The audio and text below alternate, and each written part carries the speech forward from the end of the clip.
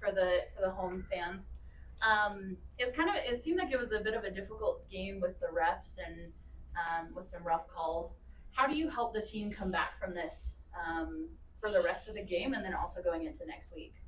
Yeah, no, I think these kind of games you got to win them when you can win them. And what I mean by that is you have a window of 27 minutes, I think, in the first half where you can score three times, because you know against these kind of sides more than ever they'll come at you at one point. And when they come at you, you have to be in a position where one you can defend or you're comfortable defending. And I think they came at us whilst they were winning 2-1 already, and then it becomes really rough. I think that's just what happened. I think in the first 25 minutes, if you put away three, I think you're in a great spot, and that's also what should have happened at that point. So I think, yeah, again, like you get into a phase where you suffer, which you know against teams and probably almost against every team in this league. Like you gotta use your momentum, you gotta use your windows that you get. I think we've had our windows more than ever, especially against a very good side. And I think we just don't use it enough. I think that's the only piece, and I think what we have to do as a team now is just don't panic, don't get disturbed by anything that's happening. You also played a really good side. You played a really good team that brought up 30 years of experience in the last 30 minutes in terms of subs. So I think that's also just what happened at that moment. So again, I think it's just remaining calm and making sure that we understand what happened from an individual point of view and a collective point of view. But in all reality, it's just keep on working. Like it's nothing I'm panicking about. It's just getting small pieces right. You look at Chicago with windows where we could have maybe should have won the game, if not after 50 seconds. And like those are the things that in the first half of the season maybe we're slightly more in our on our side. So we just have to get back to that. I think last week they talked about how, or I think it was Kate who talked about how we're not hiding anymore.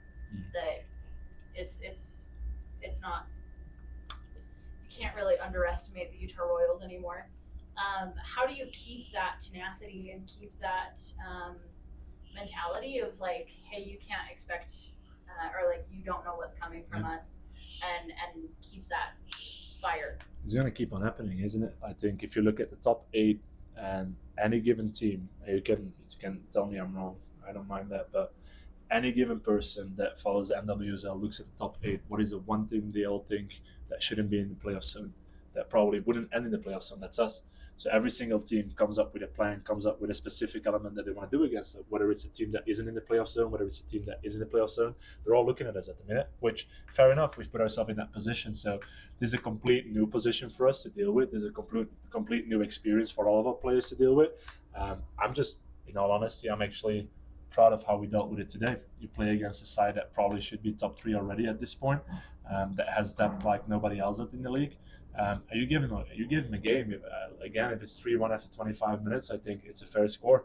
I think that's the biggest step we made as a team. Like we didn't hide against Portland. We went on the pitch against Portland to play to win that game. It was also my message before this game. Like whether it's attacking, defending, whatever we do today, it's to win the game. Like I'm not hiding. I want to win games, and I think that's just the mentality, and that's the piece we have to keep on going. CC has been a very big part of the attack, and with her throwing off the goalkeepers a lot in the last few times, and then seeing her get knocked a little bit. How is she doing? Is she doing okay? She's doing all right. I think. I think she's a perfect example of do whatever you can within your controllables. Like you might get a bad ball, you might get a touch wrong, something might happen on the pitch, but your effort is something you control. And I think if you look at the first few phases where she went all the way to Ankatin, and I think those are the ones. I think she was also the one that blocked the one from Ankatin in the box. So I think she's controlling everything she can, which is within her power. And I think that's just an incredible evolution towards, or in 2026 in comparison to 2025, she's a completely different player, person. And I think she's getting everything she deserves at the minute. She's scoring goals. Her and I had a moment before the game where I said, like, if there was one side in the league that you'd love to score against, who would it be? And she was like, I'm getting my goal today. And that's also why we're celebrating after that goal, because that's just a mentality piece. Those are the pieces that you control. And the way she scores is putting in an effort, is making that run, is getting herself in that position. So I think that those are the pieces that we have to be proud of. And those are the individual glimpses that are there, that were there in the first half of the season. So it's just picking up on those again. Awesome, thanks. Thank you. I'm going to try to phrase this appropriately, because I know defense is a lot more than just one or two players. It's pretty collective, especially in this team. But there have been a lot of changes around the back line, on the back line, whether it's positionally or faces, personnel, that kind of thing.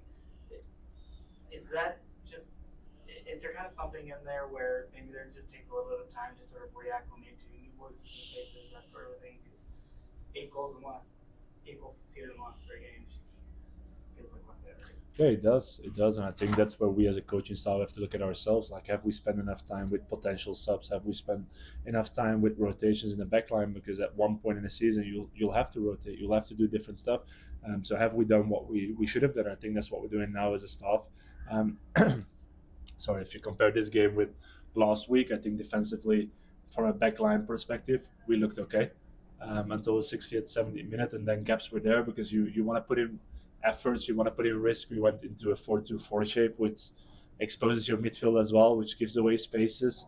You have Miyabi coming back, so I think, that's just a reality of it. So it's just giving time and making sure that we get the pieces right. Like, we know if something happens to Kale, like, what's the best next option? What are we going to do? How are we going to make them ready for the moment when it's there and not just be passive about it? I think that's something as a staff that we have to be more proactive about, yeah. I'm glad you mentioned Miyabi because I thought she came on and had a really good second half. I mean, just looked pretty active. Like, what did you make of her performance?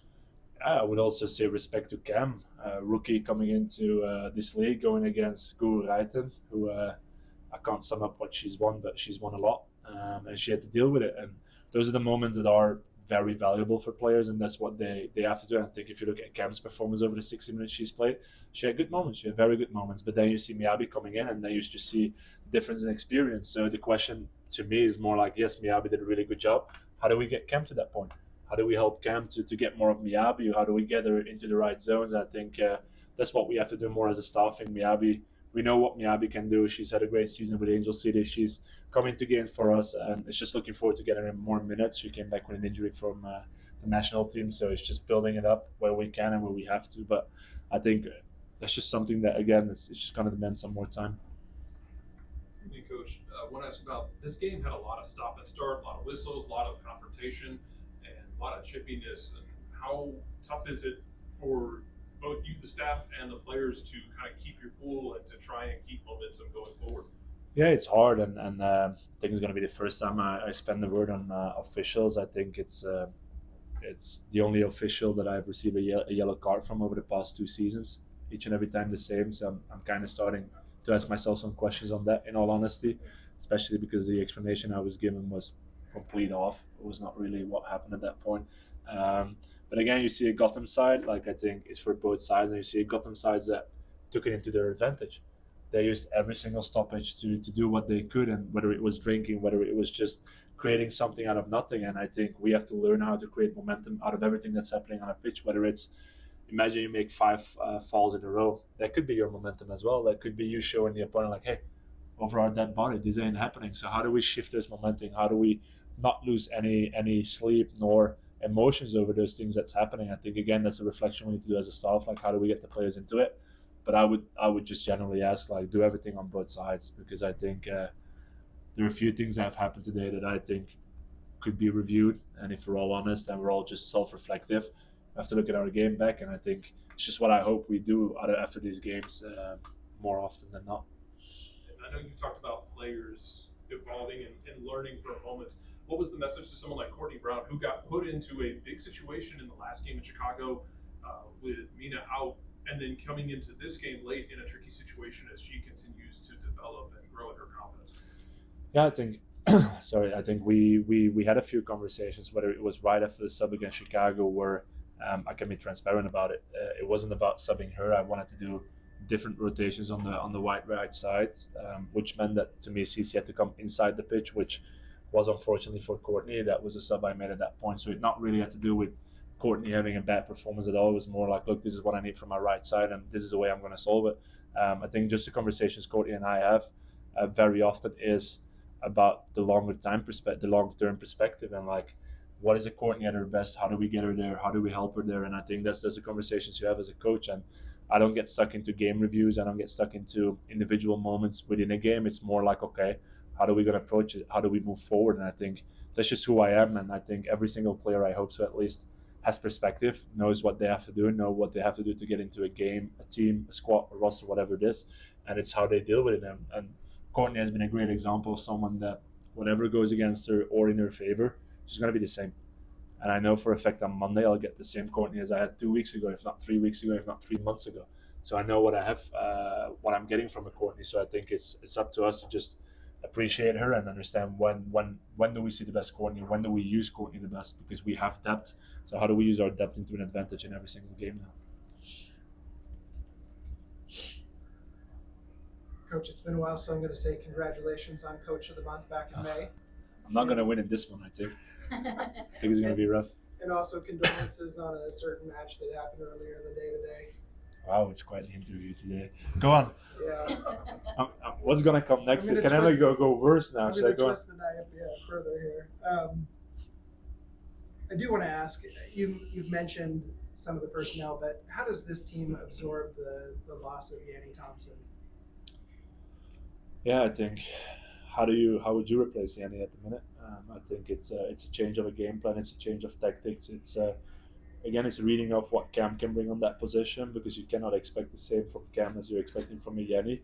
And a Miyabi is a completely different player than what Yanni is. So I think we as a staff have to get the players healthy so they can go for a full 90. And then we can start adapting to, okay, what is the plan if Cam is playing? What is that plan or when a Miyabi is playing? I think that just needs slightly more time again. And I think that's what we have to do, like realize I'm very high on using the qualities of a player, like what are the qualities we have right now and how do they link up with what Yanni had, but also what is different, because each and every player has a value. And Yanni was great for us, but I'm 100% sure that a Cam and a Miyabi can take up that role. It's just defining how. Yeah, and that question was in no way meant to slight anybody else or discredit anybody, but yeah, it's a role that Yanni played very well. Yeah. We've heard a couple of times from a few players that the start of the second half of the season, that you're trying up some different things. Sans the kickoff, World Cup style kickoff, where you try and play it up into the opposition's half out of bounds. What else are you trying up differently that maybe we're not seeing? What are some of the finer things? I think one of the sayings the players had was, whilst we're increasing the ceiling, don't make sure the floor or the floor remains the same, if that makes sense. And I think that's a great saying. So I don't think I'm changing stuff, because I think my main goal at this point is, if we were at 60%, like let's maintain 60 and look for 61, 2, and 3, but that's it. Like I think that's been what we've done over the past 2 years as well. So I don't get stuck in how are we going to change anything, how are we going to get. I think it's more of like what are the nuances we can add based upon having a Madison Hammond back. To your point, having a Miyabi playing instead of a Yanni, like you cannot evolve until you know what they can bring and how you can adapt your game to them. And I think looking back at 2025, 2024, I think it's about my 50th, like Zui and I had a conversation about it. I think this is my 50th official game. I think the biggest thing I've learned over this time is like, is the players playing? It's not us coaching, is the players playing. So we got to understand what the player can bring, what they have to offer, and we got to adapt to it. So I think that's the biggest piece we have to do now. What if Mina isn't there and Cece's playing that role? Like we cannot expect them to be the same. I think that's just what we have to do, looking at the fact that we want to have a postseason and we want the postseason to be as long as we can. How do we understand how to adapt the game to a player that's on the pitch? We've had two different goalies, like Mia is not Mandy, but you can also not expect Mandy to be Mia nor Mia to be Mandy. So what does your game look like when different players are on the pitch? I think that's going to be the homework for the weekend for the whole staff as well, to just have a look at it. But I think that's the pieces we got to understand. Like, whilst we get ourselves in the longest stretch this far in the season, how do we appreciate and how do we use more of the qualities we have in players? I apologize. Your answers are so verbose that sometimes I forget maybe you've answered this. So if you already have, just say I already answered Probably it. But statistically, and I'm relying on FOTMOB, but statistically things don't look different than the first half of the season in terms of like big chances created, getting into the 18, shots on target. Is there anything that you're seeing statistically or data-wise that you're going to take to the team this week? I know tonight's fresh, but you only have one other game as a case study, but anything that you're seeing that's different? 8 goals conceded. That's what we have to get after.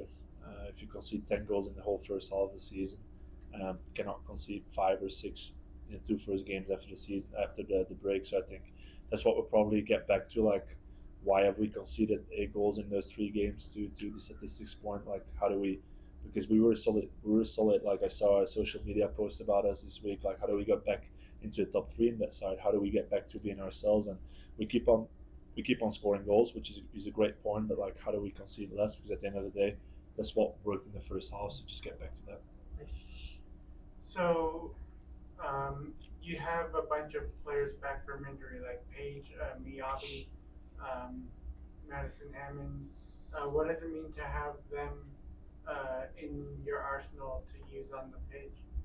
Yeah, I think it's great. It's something that we've been craving, especially if you look at the game against Chicago. I think we could have changed things, but I think at this point, I'm more looking like, how do we keep them healthy? Like, yes, I want Mina to play more than 45. The reality is, like, this is accepted, this is safe, so let's keep on doing what we have to do. We got another 16 games coming after this one, so as much as I suffered today, and I felt it, like I always feel bad after a loss, like it's also looking forward and making sure that we do the right things for the players. And again, like, and I hope you also see it, I'm not concerned. I know we're going to get back to being ourselves. It's just getting the small pieces right, whether it's defending, whether it's getting everyone healthy and making it more competitive again. I think in the first half especially, I think we were competitive to a side that probably should be top three. We'll probably also end there. Still gonna add players to this roster, which is also pretty amazing for them. So I think that's just the reality of it all. And I think, yeah, it's just being happy that we have a Page back, but how do we keep Page now? How do we make sure it doesn't happen? We have Madison Hammond back. Last time she came back into a game was against Boston. She got injured, and that led to her coming back last week. So how do we keep her healthy? I think those are the pieces that we go after, but we have the right staff in the building. We have the right people to handle with that. So I think the second we are allowed to really focus on the football stuff with them, we'll do what we can. And then I know you like to focus on the future and not look back on the past, but this team started off with 2 losses in a row at the very beginning of the season, and now you've started off with 2 losses for the second half. Do you think the team can bounce back? And That means we're about to go into a 10-game streak unbeaten, right? That's what happened after losing the first 2 games in the first half. Yeah, I think in our reality, I think Monday is the next day. I think that's just what we got to focus on, and we'll arrive on Monday, know what we're going to do, but you can't predict what's going to happen to Orlando. Has anyone predicted the scoreline of Orlando tonight? That's the NWSL, isn't it? I think that's the reality of what we do. So I think the strongest piece of what we can do is just focus on ourselves and make sure that our controllables remain our controllables. And what I want to work on is minutes 60 to 90 today. Like, how do we do better? We cannot go into a game where we're losing and we cannot offer something back, especially not playing in front of your home crowd, having the altitude in your advantage. So I think those are the pieces that we control, and that's what we'll get back to. And speaking of the home crowd, how nice was it to be back home? I saw Olaf on the drone show, so I'm happy. My day is happy. No, I mean, I think what the club is doing really well is, like, yes, there is a football game happening, but there is so much more that brings people together. And tonight it was a Princess Night, it was a farmers market, and I appreciate the efforts put into all of that work. There's a lot of stuff going on. I think when results are going well, you can fill stadiums. When results are not going well, they'll probably be empty. But how do you keep a consistent fan base? And if I look around me, and I do it very often in the game, you see the same faces coming back. And I think that's partly because of what happens on the pitch, but also partly because of what happens off the pitch. And I think that's what the club is doing really well, making sure there is something for any given person that wants to go to these games. And tonight, like I said, tonight was Princess Night, and I saw many kids. I saw the yellow things they had, and I'm enjoying those moments, because at the end of the day, that's what matters, giving them an experience, right? Like, we all know the first game we went to, like, that's just what we have to give back to these players. And that's also why I'm very high on making sure players have time with the fans after the game, because that's going to make them back. That's going to make them come back. Whether it's a good or a bad result, they're going to come back based upon the individual contact you have with people. So I think it's about giving back to the people. It's about giving back to the community when we can. And I think that's something I would dare to say that we're probably in the top 2 in this league in terms of giving back to the fans. So I'm very grateful for them to give back at us as well. And let's just keep on believing, keep on going. Orlando is next, and I'm pretty sure we'll see the same people turning up again for that game. So it's let's give them a win next week.